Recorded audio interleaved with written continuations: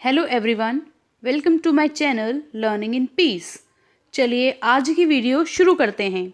हमारा पहला क्वेश्चन है, as per census 2011 what was the literacy rate of India. 2011 की जनगणना के अनुसार भारत की साक्षरता दर क्या थी। हमारे ऑप्शन हैं 74.04%, 68.98%, 86% या फिर 69%। और इसका सही आंसर है 74.04%। साक्षरता दर पुरुषों की और महिलाओं की अलग अलग देखी जाती है और बाद में दोनों को एग्रीगेट करके एक टोटल निकाल दिया जाता है। जब 2011 की जनगणना की गई तो महिलाओं की साक्षरता दर पुरुषों की साक्षरता दर से कम थी। पुरुषों की साक्षरता दर थी 82.14% और महिलाओं की साक्षरता दर थी 65.46%। इसके बाद सेंसस से रिलेटेड जुड़ी कुछ बातें कि सबसे पहली जनगणना जो की गई थी वह सफल नहीं हो पाई थी, वह असफल थी। तो इसीलिए पहली जनगणना की शुरुआत 1872 में की गई, परंतु वह जनगणना सफल नहीं हुई।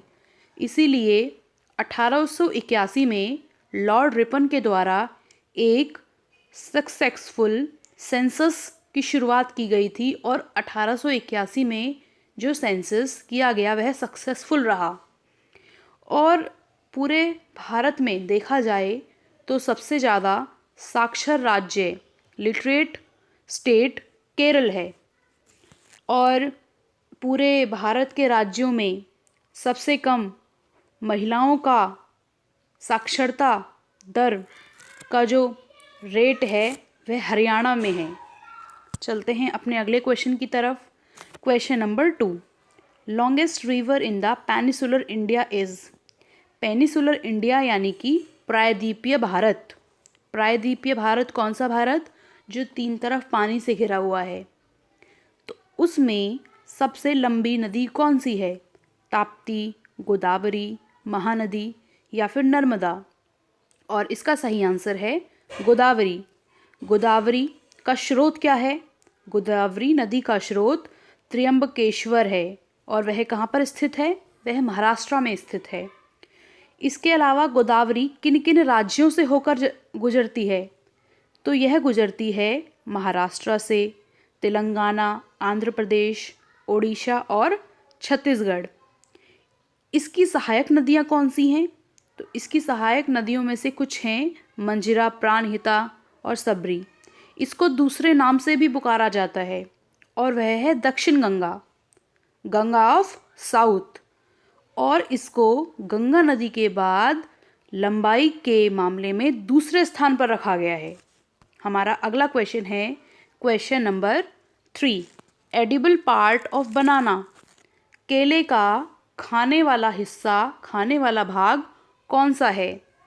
एपिकार्प यानी कि बाह्य फल भित्ति, एंडोकार्प यानी कि अंतःफल भित्ति, मीजोकार्प यानी कि मध्य फल भित्ति, या फिर दोनों मीजोकार्प और एंडोकार्प।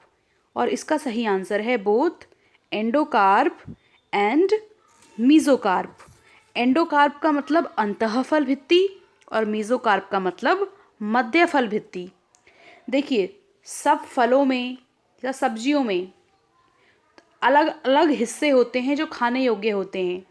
जैसे कि अगर हम बात करें सेब की, तो सेब में खाने वाला भाग थैलेमस होता है यानी कि चेतक होता है। और अगर हम बात करें केले की, बनाना की, तो उसमें खाने वाला भाग मीजोकार्प होता है यानी कि मध्य फल भित्ति होता है। ग्राउंडनट यानी कि मूंगफली में सीड लीव होता है यानी कि बीज पत्र होता है और इसको भ्रूण के नाम से भी जानते हैं। टमाटर में होता है पेरिकार्प यानी कि फली और मैंगो में होता है मीजोकार्प मध्य फल भित्ति। पियर यानी कि नाशपाती में होता है थैलेमस यानी कि चेतक। चलते हैं अपने अगले क्वेश्चन की ओर। Question number 4, what does a catalyst do in a reaction. एक उत्प्रेरक रासायनिक क्रिया में क्या कार्य करता है? हमारे ऑप्शंस हैं changes the potential energy, changes the kinetic energy of the reactant, changes the potential energy of the product, या फिर चेंजेस द एक्टिवेशन एनर्जी। यह कैटलिस्ट, यह उत्प्रेरक किसी भी रासायनिक क्रिया में उसकी सक्रियण ऊर्जा को कम कर देता है, यानी कि उसमें बदलाव ले आता है। ओवरऑल बात क्या है कि एक्टिवेशन एनर्जी जो होती है रिएक्शन की, वह उसमें बदलाव ला करके एक रिएक्शन को आगे फॉरवर्ड करता है ताकि वह रिएक्शन जल्दी हो जाए। चलते हैं अगले क्वेश्चन की तरफ। Question number 5, adding which substance give green colour to the glass. Glass में ऐसा कौन सा पदार्थ मिलाया जाता है जिससे उसमें हरा रंग आता है? Calcium oxide, iron oxide, chromium oxide, या फिर मैग्नीज ऑक्साइड। और इसका सही आंसर है क्रोमियम ऑक्साइड। बढ़ते हैं अपने अगले क्वेश्चन की तरफ। Ellora caves is in. Ellora की गुफाएं कौन से राज्य में स्थित हैं? कर्नाटक में, मध्य प्रदेश में, महाराष्ट्र में, या फिर राजस्थान में। और इसका सही आंसर है महाराष्ट्र में। महाराष्ट्र में जो अजंता की गुफाएं हैं, ये बेसिकली 3 धर्मों को प्रदर्शित करती हैं, हिंदू, जैन और बुद्धिज्म को। जैन धर्म से रिलेटेड कर्नाटक में भी कुछ जगहें हैं, जैसे श्रवणबेलगोला। यहाँ यह जैन धर्म का एक प्रमुख तीर्थ स्थल है। इसके अलावा महाराष्ट्र के ही एक डिस्ट्रिक्ट औरंगाबाद में बीबी का मकबरा भी है। चलते हैं अगले क्वेश्चन की तरफ। Question number 7, dash festival is celebrated on full moon day. पूर्णिमा की रात को या पूर्णिमा वाले दिन कौन सा त्यौहार मनाया जाता है? दिवाली, दशहरा, होली या क्रिसमस। और इसका सही आंसर है होली। होली को पूर्णिमा के दिन मनाया जाता है, वहीं दिवाली को अमावस्या के दिन मनाया जाता है।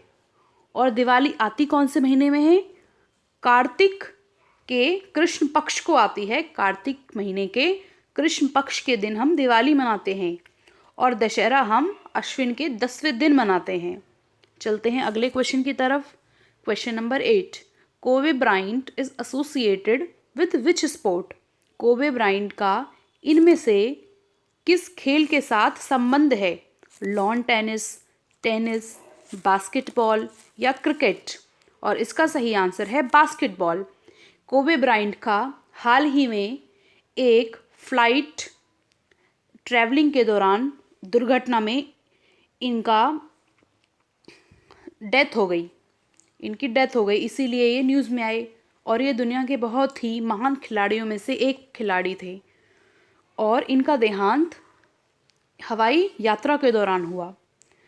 इसके अलावा बास्केटबॉल से कुछ रिलेटेड बातें कि बास्केटबॉल जिस मैदान पे खेला जाता है उस मैदान को कहते हैं कोर्ट। और कोर्ट में एक ही समय पर 5 खिलाड़ी मौजूद रहते हैं। बास्केटबॉल से संबंधित कुछ टर्म्स हैं, कुछ ऐसी चीज़ें हैं जो उससे रिलेट करती हैं, जैसे कि ऑरेंज रिम और हुप। ये टर्म्स बास्केटबॉल से रिलेटेड हैं। अगला क्वेश्चन है question number 9, where is the famous monument of Gol Gumbaz located.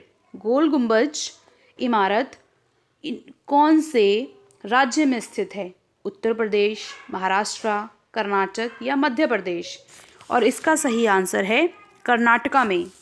इसके अलावा कर्नाटका में 5 राष्ट्रीय उद्यान भी हैं, 5 नेशनल पार्क भी हैं। बनेरघट्टा, बांदीपुर, नागरहोल, कुद्रेमुख, अंशी नेशनल पार्क। इसके अलावा कर्नाटका के डिस्ट्रिक्ट बेलूर में होयसाला के मंदिर भी हैं। गोमतेश्वर का टेम्पल भी कर्नाटक में ही है। श्रवणबेलगोला जिसका जिक्र अभी किया था, जो जैन धर्म का एक तीर्थ स्थल है। जोग फॉल और शिव सुंदरम फॉल, ये सब कर्नाटक में ही हैं। अगला question number 10, who defeated Humayun in the battle of Kannauj. Kannauj की लड़ाई में who defeated Humayun in the battle of Kannauj. Kannauj की लड़ाई में हुमायूं को किसने हराया? सिकंदर शाह, शेर शाह सूरी, जहांगीर या अकबर। और इसका सही आंसर है शेर शाह सूरी। इसको यहाँ पे करेक्ट करने की ज़रूरत है। ये नाम सिकंदर शाह नहीं है, ये है शेर शाह सूरी। शेर शाह सूरी। और इसका सही आंसर तो शेरशाह सूरी हो ही गया। इसके अलावा हुमायूं से रिलेटेड कुछ लड़ाइयाँ हैं। उन्होंने 4 लड़ाइयाँ बैक टू बैक लड़ी 1526 से 1529 तक। 1526 में पहली लड़ाई उन्होंने पानीपत में लड़ी। तो पानीपत की पहली लड़ाई बाबर और इब्राहिम लोधी के बीच में हुई, जिसमें बाबर ने इब्राहिम लोधी को हरा दिया। दूसरी लड़ाई बाबर ने 1527 में की और खानवा में की, और उस लड़ाई में बाबर की विजय हुई किसके ऊपर? राणा सांगा के ऊपर। तीसरी लड़ाई बाबर ने चंदेरी में लड़ी 1528 में, और उसमें बाबर ने मेदिनी राय को हरा दिया। और आखिरी 1529 वह घाघरा में हुई, और उसमें बाबर ने महमूद लोधी को हराया। इसके अलावा बाबर ने एक अपनी ऑटोबायोग्राफी भी लिखी है, खुद की जीवनी लिखी है, और उसका नाम है तुजुके बाबरी, और यह तुर्की भाषा में लिखी गई है। अगला क्वेश्चन है हमारा question number 11। What is the full form of ICAR? ICAR की फुल फॉर्म क्या है? तो Indian cultivation and agriculture research, नहीं, ये भी नहीं है। और भी ऑप्शंस हैं, जैसे कि Indian council of aviation research, Indian council of agriculture research, Indian council of agronomy research. और इसका सही आंसर है Indian council of agriculture research. यह रिसर्च इंस्टीट्यूट दिल्ली में स्थित है, दिल्ली के पूसा रोड पर। अगला क्वेश्चन है क्वेश्चन नंबर 12।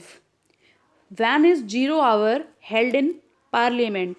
संसद में 0 आवर कब होता है? 10 से 11 बजे, 3 से 4 बजे, 1 से 2 बजे, या फिर 12 से 1 बजे तक। तो इसका सही आंसर है 12 से 1 बजे तक। देखिए, इसको 0 आवर क्यों कहा गया है? क्योंकि ये 12 बजे से शुरू हो रहा है, और क्वेश्चन आवर भी होता है इससे पहले, वो होता है 11 बजे से 12 बजे तक। अगला क्वेश्चन है question number 13। Who started the Swaraj movement? और ऑप्शंस हैं लोकमान्य तिलक, एनी बेसेंट, भगत सिंह, या गोपाल कृष्ण गोखले। और इसका सही आंसर है लोकमान्य तिलक। इसके अलावा एनी बेसेंट ने होम रूल लीग की स्थापना की थी। और इसके साथ ही बढ़ते हैं अपने अगले क्वेश्चन पे। Question number 14। Which of the following Indian state is not part of 7 sisters? देखिए, हमारा जो नॉर्थ ईस्ट भाग है भारत का, नॉर्थ ईस्ट यानी कि उत्तर पूर्वी भाग, उसमें 7 राज्य ऐसे हैं जिनको हम 7 सिस्टर के नाम से जानते हैं। हम शुरू करते हैं मिज़ोरम से। मिज़ोरम, मणिपुर, नागालैंड। फिर ऊपर आइए अरुणाचल प्रदेश, अरुणाचल प्रदेश के नीचे आसाम, और आसाम के नीचे मेघालय। तो ये ऐसे राज्य हैं जिनको 7 सिस्टर कहा जाता है। और मेघालय एक अकेला ऐसा राज्य है जो भारत और बांग्लादेश के बीच में एक सैंडविच की तरह है। मतलब कि मेघालय की सिर्फ 2 राज्यों से सीमा लग रही है, सिर्फ एक राज्य से ही, और वो है बांग्लादेश। इसके अलावा हमारा क्वेश्चन में जो पूछा गया है, हमारे इन ऑप्शंस में से हम पता लगा सकते हैं कि वेस्ट बंगाल 7 सिस्टर्स का पार्ट नहीं है। अगला क्वेश्चन है ओके, हमारी स्लाइड यहीं ख़त्म होती है। आई होप आपको यह वीडियो अच्छी लगी होगी। अगर ये वीडियो अच्छी लगी हो तो उसको ज़्यादा से ज़्यादा शेयर करें, और लाइक करें, और सब्सक्राइब भी करें। Thank you for watching this channel.